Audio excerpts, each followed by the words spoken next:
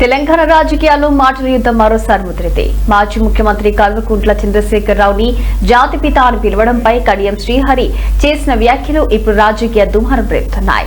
ఈ వ్యాఖ్యలకు ఘాటైన ప్రతిస్పందన ఇచ్చారు మాజీ ఎమ్మెల్యే నన్నపునేని నరేందర్. ఇక కేసీఆర్ ని కడియం శ్రీహరి ఎవడ్రా జాతిపిత అంటున్నాడు అంటూ తీవ్ర పదజాలంతో నన్నపునేని నరేందర్ విరుచుకుపడ్డారు. భారతదేశ ప్రజల కోసం మహాత్మా గాంధీ పోరాడితే తెలంగాణ ప్రజల కోసం కేసీఆర్ పోరాడాలని స్పష్టం చేశారు. నువ్వా ఆంధ్ర నుంచి వచ్చిన నీ అల్లుడా, నీ బిడ్డ ఎవరు జాతిపిత?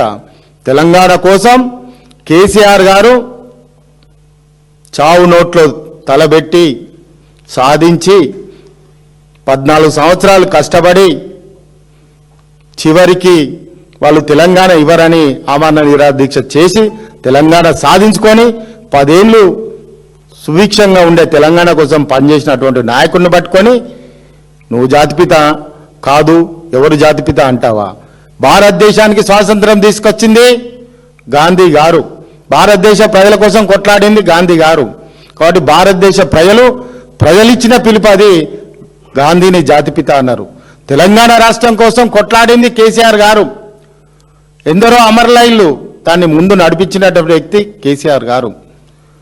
తెలంగాణ ప్రజలకు సంఖ్యలు తెంపింది కేసీఆర్ గారు. మరి తెలంగాణ ప్రజలు ఇచ్చినటువంటి బిరుదు తెలంగాణ జాతిపిత కేసీఆర్ అని. మరి అటువంటి దాన్ని మీ జాగిరున్నట్టుగా ఎవరురా, మీ అయ్యనా, మీ జాగిరా అంటున్నావు. మీ అయ్యనా, మీ జాగిరా? ఎవనయ్యారా? కేసీఆరే తెలంగాణ జాతిపిత. రారా పోరాలని మాట్లాడుకుంటూ